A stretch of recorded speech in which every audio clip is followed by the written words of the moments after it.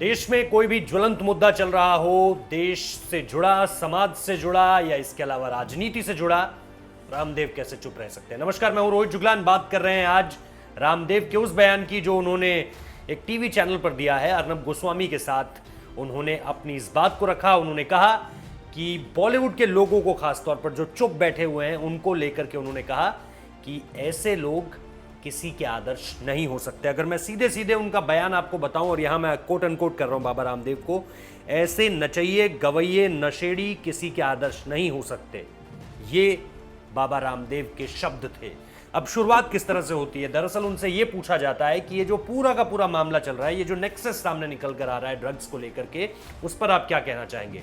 उन्होंने सीधे तौर पर यह बात कही कि जो भी शख्स ये कह रहा है कि जबरदस्ती उनके साथ ऐसा किया जाता था, वो गलत कह रहा है। उन्होंने अपना उदाहरण देते हुए कहा कि मुझे कोई एक बूंद पिलाकर दिखाए, मुझे कोई एक चखा कर दिखाए जरा सा ड्रग्स, तो मैं उसको बता दूंगा।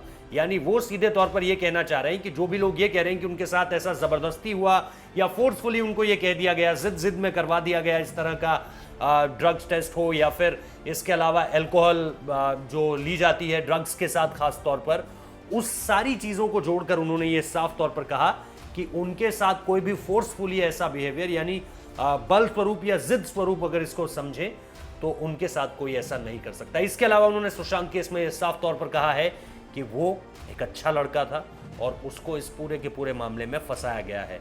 उसे कहीं ना कहीं इन चीज़ों का आदी बनाया गया और इसके पीछे एक पूरा का पूरा षड्यंत्र था।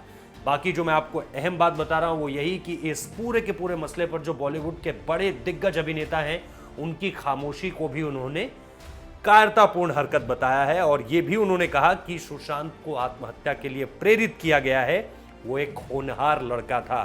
तो बाबा रामदेव ने ऐसे कई मसलों पर बात की जो फिलहाल ड्रग्स नेक्सस को लेकर इस वक्त पे बहुत ज्यादा चर्चा पर है, जिसको लेकर के लगातार बातचीत हो रही है। और एक चीज मैं आपको और बताना चाह रहा हूं इस पूरे के पूरे मसले पर, जिसमें उन्होंने ये साफ तौर पर कहा कि मैं इसके बाद अक्षय कुमार को फोन करूंगा, सलमान खान का नंबर भी है, मैं बॉलीवुड के बड़े लोगों से बात करूंगा।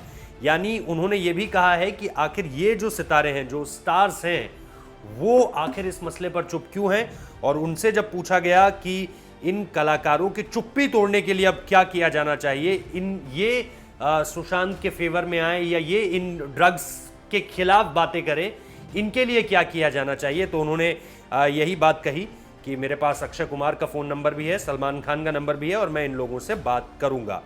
तो निश्चित तौर पर उन्होंने ये भी कहा कि इनका सुधार करना ही एक मेरी ज़िंदगी का जो मकसद है, उसमें यह भी है कि इस तरह के भारत को मैं ना बनने दूं, यानी जिसमें ड्रग्स का बोलबाला हो या जिसमें इस तरह की चीज़ें बहुत ओपनली होती हों और जिसके बारे में देश को ना पता हो।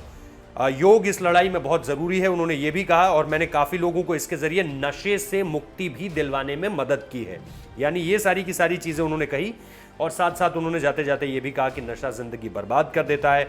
उन्होंने देश के युवाओं से अपील करते हुए कहा है कि देश के युवा इस तरफ ना देखें, नहीं तो लौटना मुश्किल हो जाएगा। कुल मिलाकर इस पूरी की पूरी बात का लबो-लुआब ये है कि पहली बात, बाबा रामदेव ने यह साफ तौर पर कहा कि सुशांत एक अच्छा लड़का था और उसे इस तरफ षड्यंत्र के तरीके से पहुंचाया गया। दूसरी बात, उन्होंने उन बॉलीवुड के दिग्गजों की खामोशी पर सवाल उठाए जो इस मामले पर कुछ बोल नहीं रहे हैं। फिलहाल इस वीडियो में इतना ही। लाइक कीजिए, शेयर कीजिए, कमेंट कीजिए और चैनल को सब्सक्राइब करना मत भूलिए। बहुत बहुत शुक्रिया।